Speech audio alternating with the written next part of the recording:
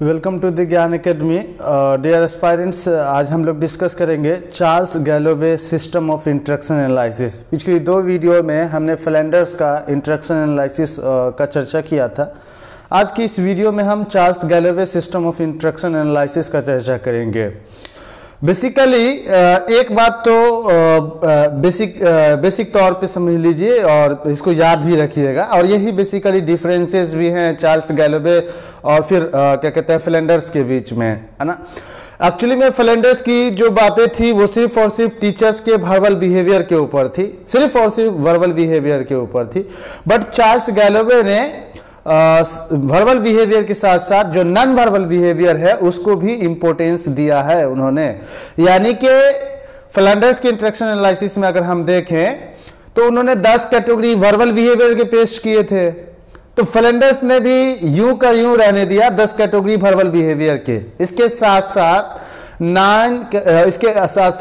10 categories non verbal behaviour के भी उन्होंने पेश किए हैं। इसीलिए फ्लैंडर्स की अपेक्षा अगर हम बात करेंगे तो चार्ल्स गैलोवे का सिस्टम ऑफ इंटरेक्शन एनालिसिस ज्यादा कॉम्प्रिहेंसिव है, चूंकि ये वर्बल बिहेवियर के साथ साथ नॉन वर्बल बिहेवियर को अपनी ओर अपने में संयोगे हुए है, समाये हुए है। इसलिए वर्बल बिहेवियर के साथ साथ यहाँ पे नॉन वर्बल बिहेवियर होने की वजह से ये थोड़ा कॉम्प्रिहेंसिव हो जाता है चार्ल्स गैलोवे का system of interaction analysis. Basically Charles Galloway ने एक किताब लिखी थी जिसका नाम था silent language in the classroom 1976 में। इस किताब में उन्होंने नॉन वर्बल बिहेवियर जो है हमारे, एक बार और फिर याद रखिएगा जैसा कि आपको स्क्रीन पर दिख रहा होगा, किताब का नाम the silent language in the classroom 1976 में इन्होंने ये किताब लिखी थी। इस किताब में बेसिकली उन्होंने जो नॉन वर्बल बिहेवियर है उस नॉन वर्बल बिहेवियर की इंपोर्टेंस को बताने की उन्होंने कोशिश की। उसमें उन्होंने इंपोर्टेंस बताया है नॉन वर्बल बिहेवियर की।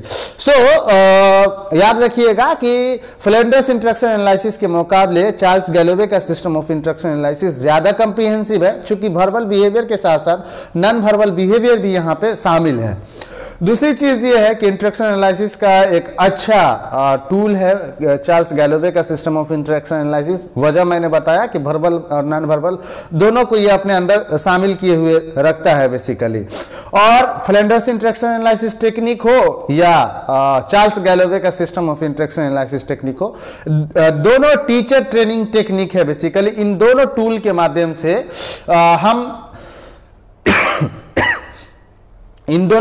माध्यम से हम किसी जो प्री सर्विस टीचर्स हैं या इन सर्विस टीचर्स हैं उनकी बिहेवियर में मॉडिफिकेशन कर सकते हैं। So both are teacher training technique. Basically अगर हम बात करें तो गैलोवे ने जितनी भी पॉसिबल कैटेगरीज हो सकती है टीचर्स के अंदर उन सबको प्रेजेंट करने की कोशिश की। यानी कि 10 कैटेगरीज वर्बल बिहेवियर के पॉसिबल थे तो उन्होंने उसको क्लासिफाई किया जैसा कि फ्लैंडर्स ने किया, और फिर उसके साथ साथ नॉन वर्बल बिहेवियर 10 कैटेगरीज थे जो कि पॉसिबल थे, उन्होंने उसका भी चर्चा किया। सेम जो वर्बल बिहेवियर है, जैसे उसमें हमने देखा था कि 10 कैटेगरीज है, 7 कैटेगरीज टीचर टॉक है, 2 कैटेगरीज है स्टूडेंट टॉक है, और 1 कैटेगरी जो है वो साइलेंस एंड कंफ्यूजन की स्थिति है। वो एज इट इज जैसा फ्लैंडर्स में है वैसा चार्ल्स गैलोवे में है, उसमें कोई चेंजेस होने को नहीं है। फिर उसी तरीके से जो टीचर टॉक है, टीचर टॉक के अंदर बेसिकली 2 भागों में हमने टीचर टॉक को बांटा, स्टूडेंट टॉक और टीचर टॉक को डायरेक्ट और इनडायरेक्ट में हमने बांटा। वही सेम कैटेगरी सेम कहानी यहाँ पे भी है, आपको फ्लैंडर्स की इंटरेक्शन एनालिसिस में भी है बेसिकली, है ना। अब कहने का मतलब ये है कि 10 कैटेगरी जो नॉन वर्बल बिहेवियर के हैं वो क्या है उसको आपको याद रखना पड़ेगा, हम फर्दर उस पर चर्चा करेंगे। अभी आप स्क्रीन पर assumptions of Charles Galloway system देखिए। चार्ल्स गैलोवे सिस्टम का एजम्पशंस क्या है ना। सबसे पहला एजम्पशंस कहते हैं कि एक्चुअली में जो नॉन वर्बल बिहेवियर है वो सिग्निफिकेंट रोल अदा करता है क्लासरूम के अंदर, एक महत्वपूर्ण भूमिका निभाता है क्लासरूम के अंदर हमारा नॉन वर्बल बिहेवियर। सबसे पहली एजम्पशंस। दूसरी एजम्पशंस कहते हैं कि बेसिकली फीडबैक जो होता है वो बहुत जरूरी होता है। फीडबैक बहुत जरूरी होता है टीचिंग लर्निंग की प्रोसेस में या बिहेवियर मॉडिफिकेशन के प्रोसेस में या टीचर ट्रेनिंग टेक्निक में। Feedback is important everywhere.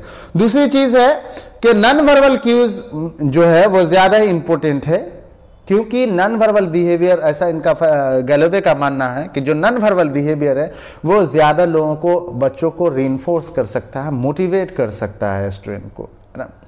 तो वर्बल बिहेवियर के साथ साथ नॉन वर्बल बिहेवियर की बात यहाँ पे की गई कि नॉन वर्बल बिहेवियर जो है वो एक तो पहला एजम्पशंस में हमने कहा कि क्लासरूम के अंदर सिग्निफिकेंट रोल अदा करता है नॉन वर्बल बिहेवियर। दूसरा हमने आपसे कहा कि फीडबैक ज़रूरी है, चाहे वो टीचिंग लर्निंग की प्रोसेस हो या टीचर ट्रेनिंग की टेक्निक हो, बेसिकली फीडबैक नेसेसरी है।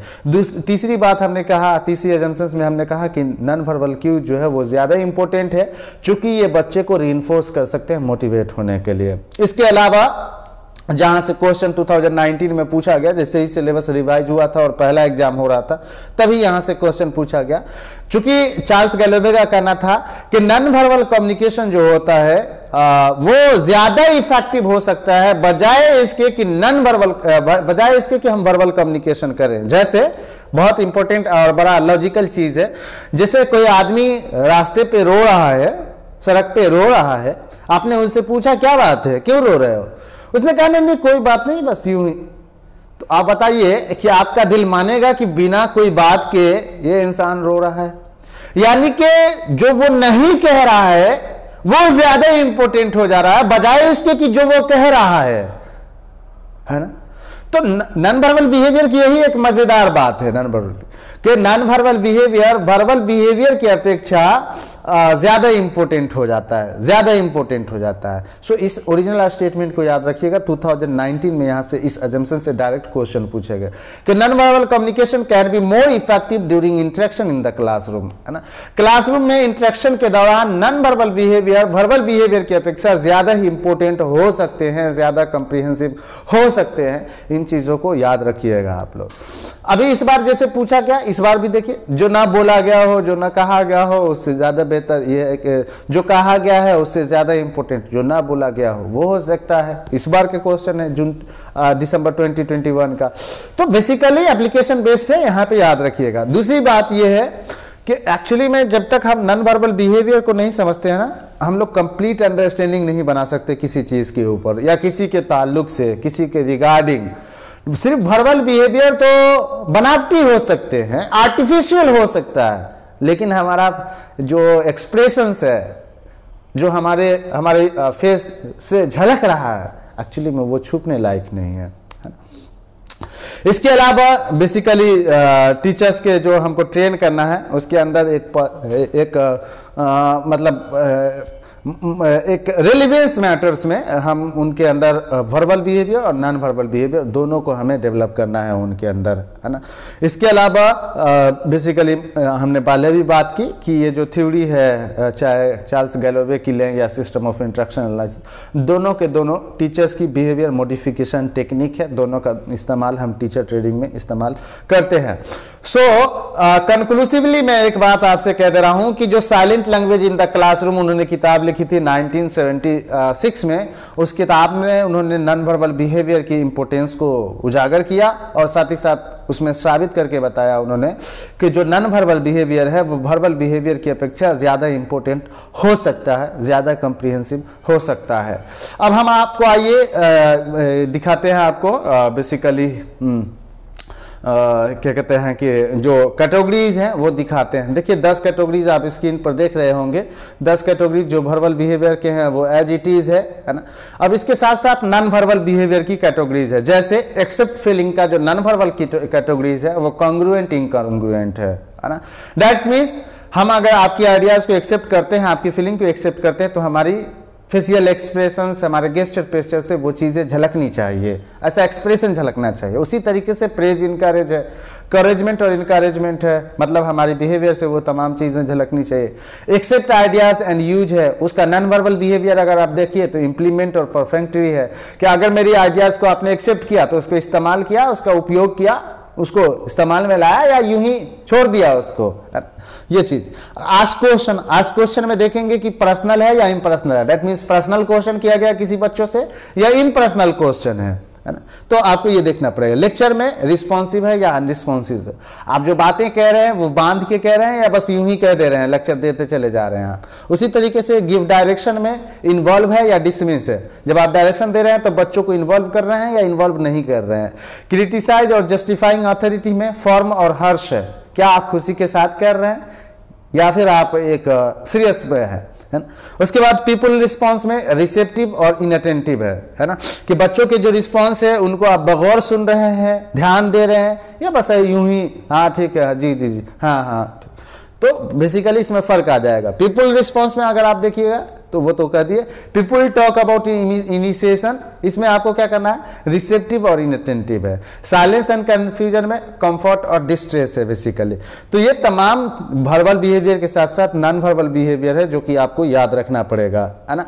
अब इसको समझ लीजिए, एक छोटा सा हमारा टॉपिक है recording of classroom event. Classroom event का रिकॉर्डिंग हम कैसे करेंगे, तो अप्रोप्रिएट पोजिशन में बैठिए क्लासरूम के अंदर एज ए ऑब्जर्वर। आपको क्लासरूम के अंदर एक अप्रोप्रिएट जगह पे बैठना पड़ेगा जहां से टीचर्स और तमाम बच्चे आसानी के साथ दिखाई दे, है ना। इसके अलावा क्लासरूम के अंदर आपके जाने की वजह से कोई डिस्टरबेंस ना हो, कोई अनकंफर्टेबल इन्वायरमेंट तैयार ना हो, अनकंफर्टेबल इन्वायरमेंट ना बने बेसिकली आपके जाने की वजह से। और प्रॉपर रिकॉर्डिंग कीजिए, है ना, प्रॉपर रिकॉर्डिंग कीजिए। ऐसा नहीं कि जहाँ पे हमें शॉट करना था वहाँ पे शॉट नहीं लिया और जहाँ पे शॉट नहीं करना है वहाँ पे शॉट लिया, है ना।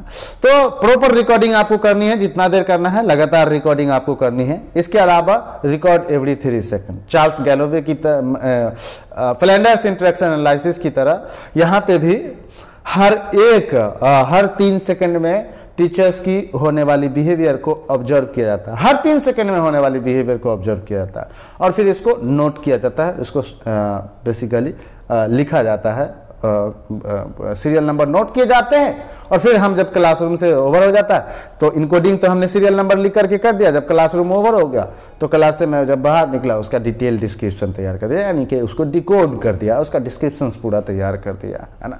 तो ये तमाम चीज़ें रूल्स में पहले ही हम आपको बता चुके हैं। जो फ्लैंडर्स का रूल है वो चार्ल्स गैलोवे का रूल है, लेकिन 2 चीज़ें यहाँ पे मैं आपको ऐड करता चलूँ रूल में। पहला तो ये कि ऑब्जर्वर अपना पर्सनल पॉइंट ऑफ व्यू को शामिल नहीं करेगा, यानी कि अपनी बाइसनेस को वो शामिल नहीं करेगा यहाँ पे। दूसरी बात, वर्बल और नॉन वर्बल के जो बिहेवियर है टीचर के, दोनों को केयरफुली ऑब्जर्व करना पड़ेगा टीचर्स को। दोनों वर्बल बिहेवियर और उसके साथ साथ जो नॉन वर्बल बिहेवियर है उन दोनों को टीचर्स को केयरफुली ऑब्जर्व करना पड़ेगा, बगौर ऑब्जर्व करना पड़ेगा। तो ये थे चार्ल्स गैलोवे। हमारे पास हमारे सिलेबस में 2 behaviour teacher behaviour modification technique दिए गए थे, एक तो फ्लैंडर्स का इंटरेक्शन एनालिसिस और दूसरा चार्ल्स गैलोवे का सिस्टम ऑफ इंटरेक्शन एनालिसिस। हमने दोनों को का चर्चा किया। बस एक बात याद रखिएगा कि Flanders interaction analysis is basically based on verbal behaviour of teachers and the Charles Galloway system of interaction analysis is basically based on the verbal as well as non-verbal behavior of teachers।